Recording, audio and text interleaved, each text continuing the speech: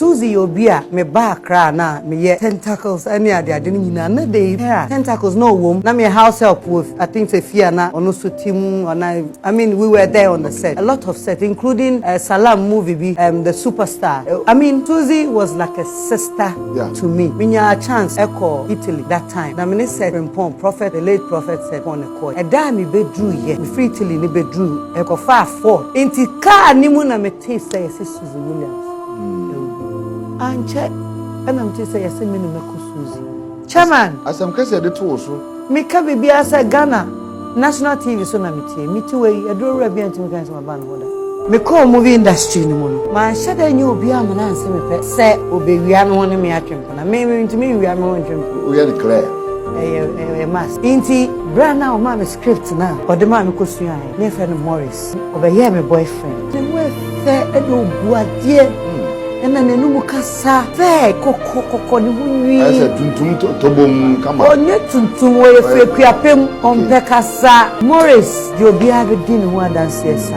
inti before say be wie movie dey 3 weeks before say be wie na say akeka I pick it na no na bi mo ka say na Mcbrown ni mo no say o ede na manim bi because oni bibi me ameti we aduru kwa me nkoso da me ameni pa ne say meji me nyamedi bibi abetu me ameni say nyame e na wire time no enti adenti na meku me ni yonko obi a sabi I saw her as a sister na waka oni bibi Ghana fo ade e pepa ne ye ntwa nto so asema ye hu ye ne ye ka because eje na be benefit na Mcbrown so obeku Suzzy Williams. Keep watching Xposed GH, the best channel on all of YouTube. Yes.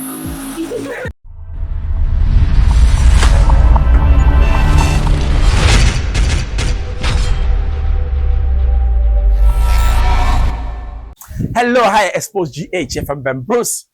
Subscribe, meditation plan. I will say Akabi. Miami Niaba, Nana Mcbrown, Obasima, Oba Otu Animatium. Oba sabi watch say emma say you know the year of their age. Oba wo maye hu say sabi oba timi ye bi na bema so timi ye bi wakasa. Ye kwa an interview na sabi some kind na mood. O chere ne first relationship. Sabi onya e was set. Na me say sa abra no ho na twempna da. Ye go tie de okai. The national truth na making.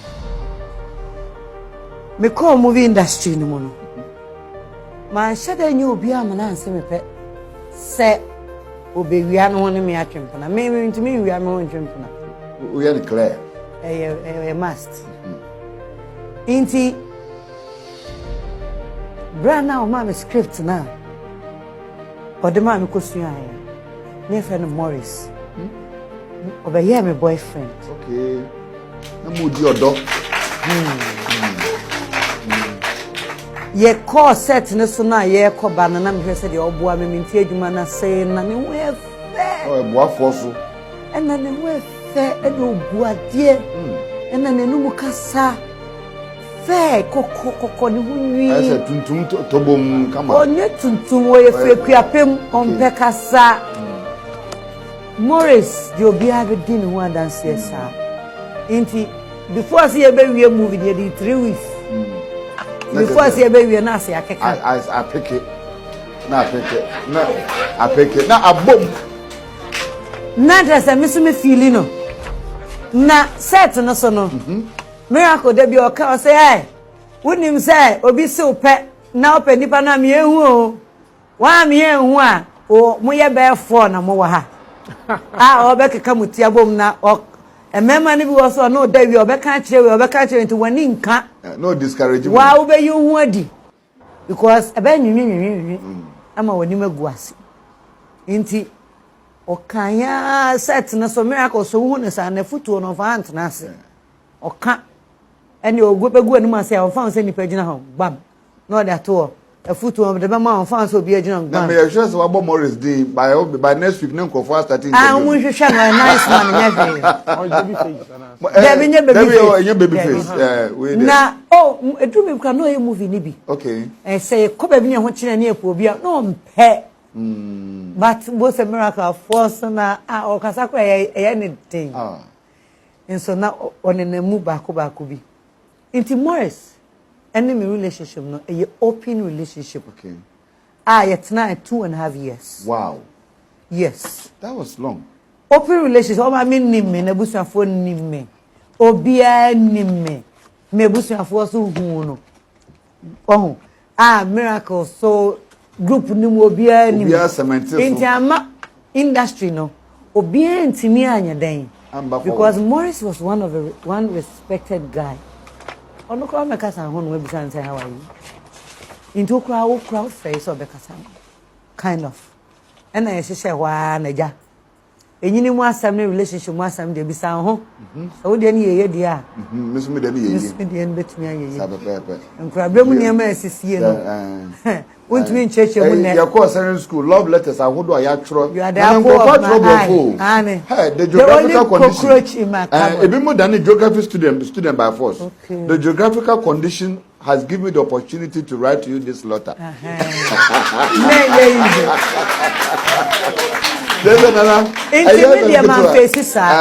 And since that time, 2 years with Morris, no so Emma many beti. Yeah. Ewe jumen mami hunu se.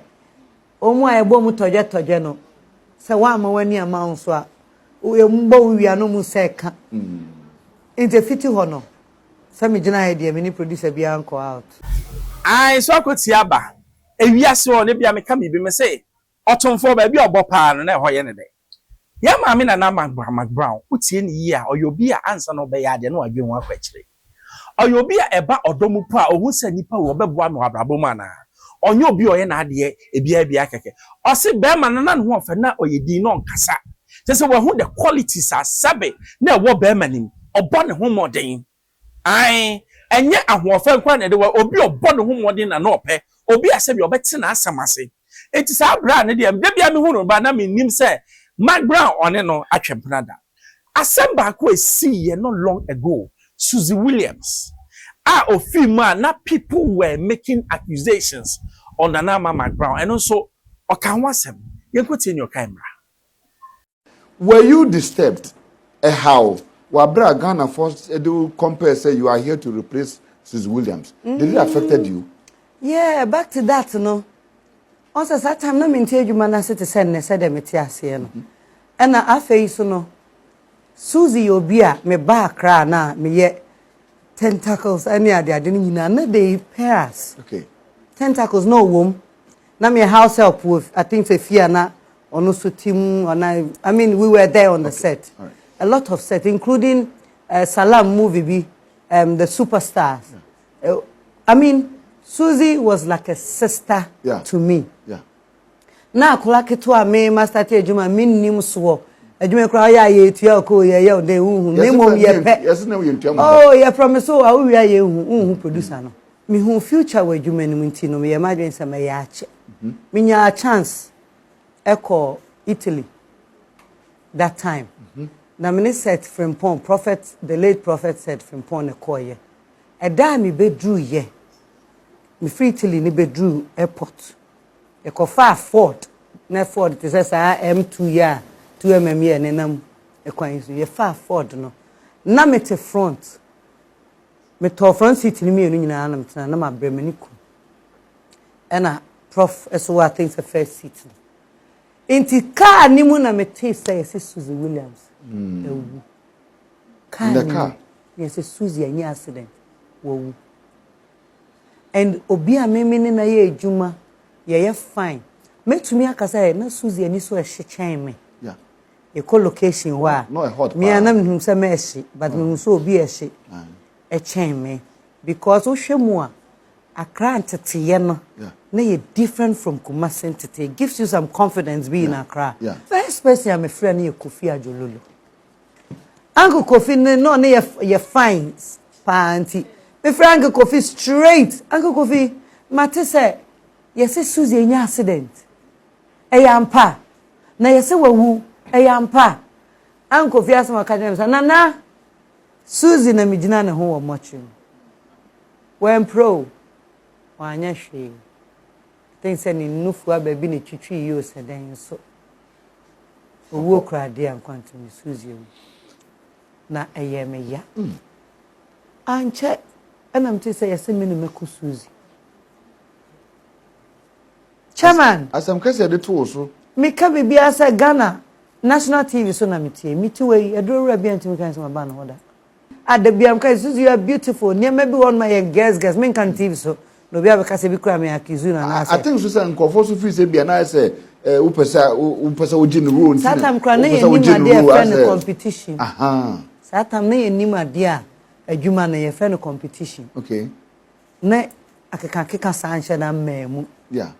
Inti me mete sa no me hu dream. Inti me bisa say na sabe Suzzy kwa so ya nwani na nwani de me asantini de me de koku anwani. Na me de fa he empire na me bo atia no na asem de ko obi ho ana me no obi na hyehye ho. Ya shame na. Up to now Krankofo still they accuse me. Suzzy hu asem ba na Krankofo ebi mutumi ka bi mutumi ma comment bi sa and I leave it for God. And Suzzy Williams, who can one of the finest actresses in Ghana, and yeah, Suzzy Williams. Now, maybe for there, I know Suzzy Williams personally because meaning in any were not connection.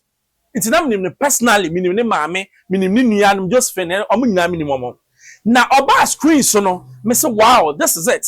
What should the acting any the way are not and now say our purpose. But BBC or shouldn't inquire. Now, no, the people can say, Nana, my bro, you will not say, oh, and then a many will be. Because only be me a miti way a drew cramming course of that. Nia minim pan say me jiminya midi. Bibi a betu me am say nyame and a wire time no. Enti adenti na me kumi mi yonku obia sabi I saw her as a sister. Nana ma waka woni bibi Ghana fo ade e pepa ne ye ntwa nto so ho. Asema ye hu ye ne ye ka. Because a gene be benefit Nana Mcbrown so obeku Suzzy Williams. That time na Suzzy Williams but Nana Mcbrown was Nana Mcbrown already. Just said now they look alike. And also who no who say let the way na ni so ohye ne ho ya fete se me a nti ofa ne se ni nua ba. Na wo hwema sometimes no a good time be na sebe ye celebrate even Nana Mcbrown kwa or you victim to accident. Nyame na eje ne wo afufu ya sebe otena hoyi. Enti a good time be na sebe nyame etu yensem a say ye bafem kakra. Suzzy Williams obi a onim ni bia nim se na ni so ohye. Obi a na olive very fast life. Enti na ewiase no se ne ekọ ene se ne din ekọ no em se wanhwe ye papa. Eno ne mani kosi se no obi a ka se miami nua ba Nana Mcbrown ontimi enye saa da no ontimi nye saa so da. Enti me de ne America ne se ewiase se o ka se wo bedi ne ye kan chi you never go on. Na Nana Mcbrown asem o kan yi what the cause we ma you see you have to move on. What moving on now so betie na nipa kan ontimi ko wanim da. I Xposed GHFM Bebro so subscribe me de tumpa na Osaka be manuals.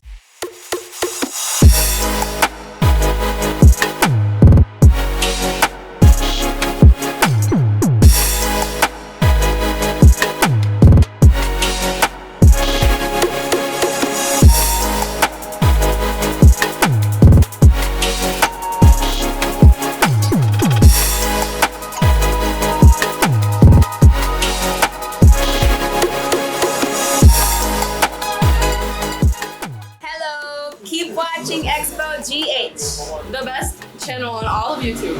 Yes.